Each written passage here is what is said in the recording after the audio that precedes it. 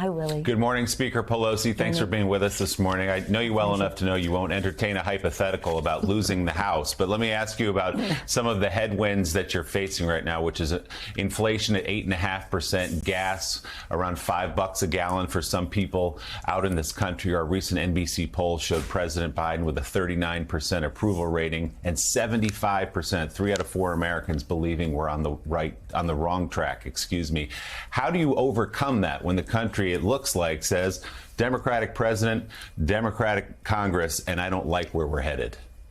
Well, we've faced some of that before, and we have been successful. But let me just you mentioned 2 statistics. Let me mention 2 more. And what we've seen even this morning, that nearly 70% of the American people now say they could withstand a $400 emergency. That's almost a reverse of what we had a couple of years ago. Another figure is that higher than that, into the 70s, the American people have said they have a comfort level with their economic situation. Now, let's get to your point about some of the, shall we say, I don't know what's in Washington, D.C. said, well, history says, well, we're not talking about history. We're talking about the future. History said the president loses seats after in the off year. Well, the president gained seats in the on year. This president did not, but he won the election. He helped us hold the House. We helped him win the election. And those of our candidates or our members who won in with Trump on the ballot and won in the Trump districts are in pretty strong shape. But we want more. We want more. We have to offset some changes, but we want more. I feel I have absolutely no intention of us losing this election. We'll win it one election at a time. We own the ground with our mobilization. We'll have a non-menacing message that is progressive and bold, but non-menacing, and we'll have the money to do so. They'll have endless money. We'll have enough, and we will win. And it's absolutely essential for our country. Our democracy is on the ballot. Our freedom is on the ballot. But to get to your point, the kitchen table, but we talked about the kitchen table issues. In terms of inflation, so much is being done by this president. We have to make sure that public sentiment understands that. Inflation is a global phenomenon right now. In fact, in the UK, it's around 10%. So that doesn't make it any better for us. What are the things we are doing to reduce the global inflation and what that means to us?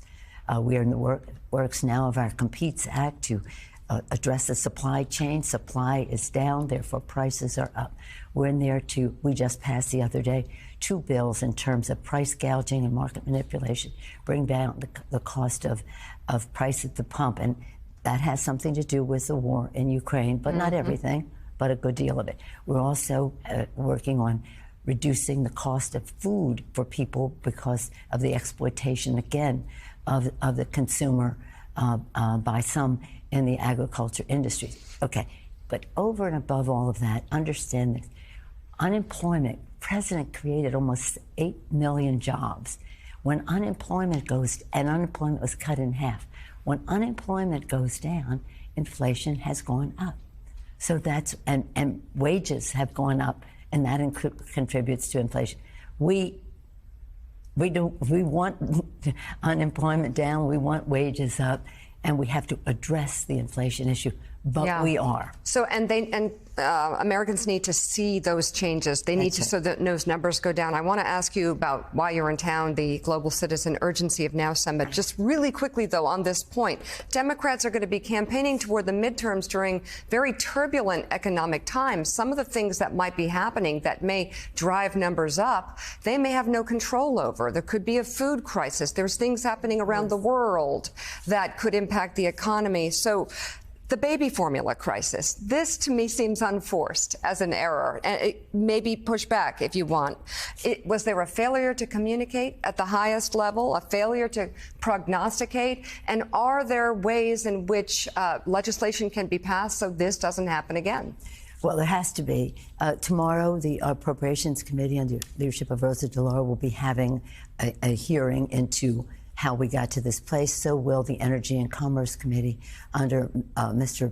Pallone, Chairman Pallone, and so we're coming at it a couple different ways. But let me also just say this: you see the chairman of or whether it's CEO, I don't know if he's chairman of Abbott, apologizing for that. We have to find out. I mean, look, a mother of 5, a baby cries, we don't have food. Come on, that's just as bad as it gets. This is bad. It hits his home as deeply as possible. But we did pass last week 2 bills. One that overwhelmingly passed bipartisan in terms of, setting us on a course so that cannot happen again. But the other, to have the money, 20-some million with an M, $1 million, to help facilitate baby food formula getting to families. And the Republicans all voted against it. How do you vote against some $1 million for baby food formula? How do you do that? I don't get it. But consistent. When we did the bill to reduce from $300 to $600 per month for insulin, only 12 Republicans in the House voted for the bill.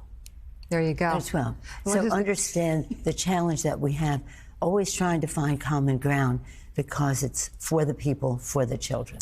House Speaker Nancy Pelosi, thank you. She's here for the Global Citizen Urgency of Now Summit taking place in New York City. And we actually have some of your comments that you made on stage, which we're going to be showing later in the show. We thank you so much for joining us here on Morning Joe. It's always great to see you. And my brother loved having you in Warsaw. As I said to the president of Poland when we sent your brother Mark to be our ambassador, we sent our very best. Oh.